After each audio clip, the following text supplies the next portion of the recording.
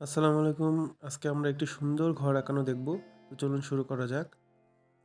প্রথমে আমরা ঘরের ছাদটা ড্রয়িং করে নিব। দেখতে পাচ্ছেন আপনারা।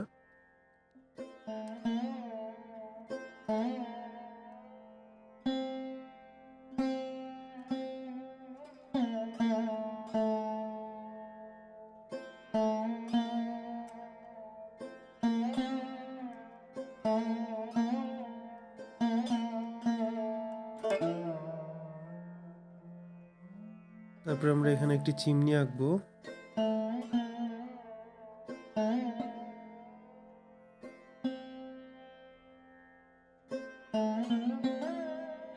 প্রথমত ঘরের স্ট্রাকচারটা আগে আমাদেরকে সুন্দরভাবে ড্রয়িং করে নিতে হবে। ঘরের জানালা, কোথায় দরজা হবে, কোথায় জানালা হবে, এগুলো সুন্দরভাবে আগে ড্রয়িং করে নিতে হবে।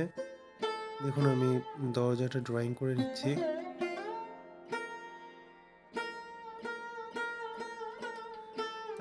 আর্টের ক্ষেত্রে সাধারণত আপনার ড্রয়িংটা যত সুন্দর হবে, আপনার ছবিটা দেখতেও তত চমৎকার লাগবে।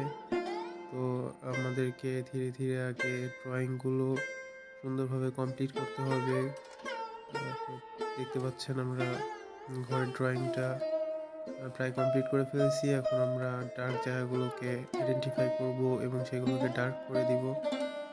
দেখতে পাচ্ছেন আপনারা। যেহেতু প্রত্যেকটা ছবিতেই লাইট শেডের ব্যাপারটা থেকেই যায়, তো আমরা সেগুলোই আগে বের করব। দেখতে পাচ্ছেন আমরা ডার্ক জায়গাগুলোকে ধরছি, তারপরে সেখান থেকে আস্তে আস্তে আমরা লাইটের দিকে যাচ্ছি। সাধারণত আমি সিলভার টোন ইউজ করছি। বেসিক্যালি সিলভার টোনটা আমার কাছে খুব পছন্দের, এই জন্য সিলভার টোনটা আমি ইউজ করছি। তো দেখতে পাচ্ছেন শ্যাডো জায়গাগুলোকে আমি কীভাবে ডার্ক করছি। যেহেতু ছাদের নিচের অংশে সূর্যের আলো পৌঁছাতে পারতেছে না, তো এখানে ডার্ক হবে। তো সেই জন্য এখানে আমি ডার্ক ইউজ করছি। যেহেতু আমি ঘরের সামনের জায়গাটাতে সূর্যের আলোটা এসে পড়ছে এটা ধরে নিচ্ছি, তো সামনের জায়গাটাতে আমি লাইট ছেড়ে দিব। এটাকে আর ডার্ক করব না। ঘরের ভেতরে জানলাটাকে আমরা ডার্ক করে দিব, কারণ ঘরের ভিতরে যেহেতু কোনো আলো নাই।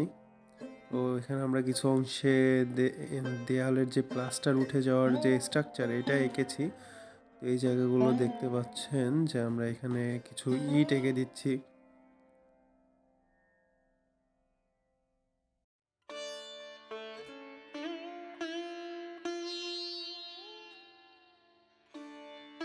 এবার আমরা ঘরের দরজার ভেতরের অংশটুকুকে ডার্ক করব। দরজার কাজটা করে নিব। দেখুন দরজার উপরের অংশের যে একটা কাঠের সানসেট আছে, যেটার কারণে এখানে একটু হালকা শ্যাডো পড়ছে। দেখতে পাচ্ছেন দরজার বাইরে এখানে মাটিতে কিছু খুঁটি আমরা ড্রয়িং করছি।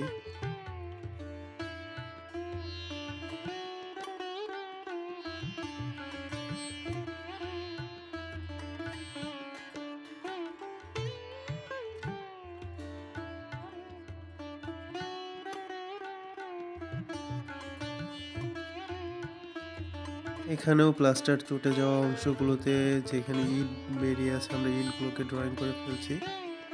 জাস্ট আমরা একটু পুরাতন ভাইব আনবো ঘরগুলোতে। মানে দেখতে পাচ্ছেন এখানে আমার ছবির এই সাইডটাতে ঘরে ডার্ক হবে, কারণ এখানে সূর্যের আলো সেভাবে পৌঁছায় নাই। আমি সূর্যের আলো যেহেতু সামনের দিকে ধরেছি, তো এই সাইডটা বেসিক্যালি ডার্ক হবে। তো আমি ডার্ক করার ট্রাই করছি। দেখুন আপনারা, আমি এখানে বিভিন্নভাবে টোন ইউজ করছি। সিলভার টোন ইউজ করছি, ক্যারেক্টার টোন ইউজ করছি, ক্রস টোনও ইউজ করব। তো এইভাবে আমরা এই সাইডটা ডার্ক করে ফেলবো।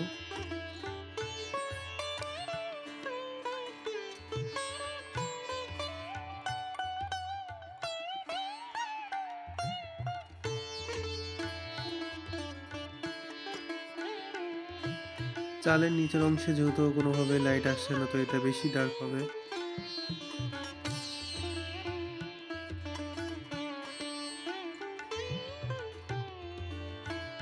চিমনির নিচের অংশটা আমরা একটু হালকা ডার্ক করে নিলাম, কারণ এখানে সূর্যের আলোর কারণে একটা শ্যাডো ক্রিয়েট হয়েছে। চিমনিটা আমরা ইটের গাঁথুনি দিয়ে বানানো এমন বোঝাবো। যার কারণে আমরা এখানে ইট ড্রয়িং করে দিলাম কিছু।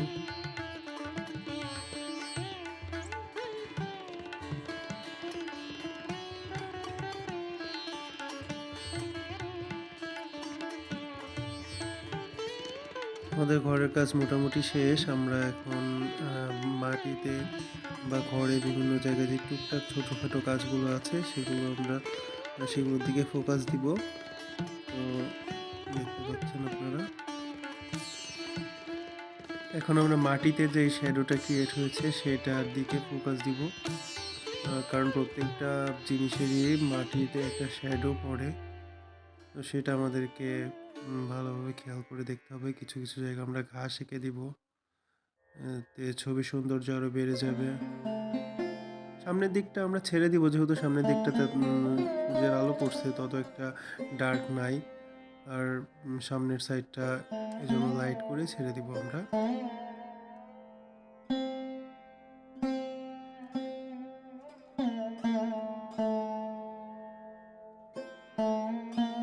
তো আমরা খুব সহজে একটি ঘর আঁকানো শিখে গেলাম।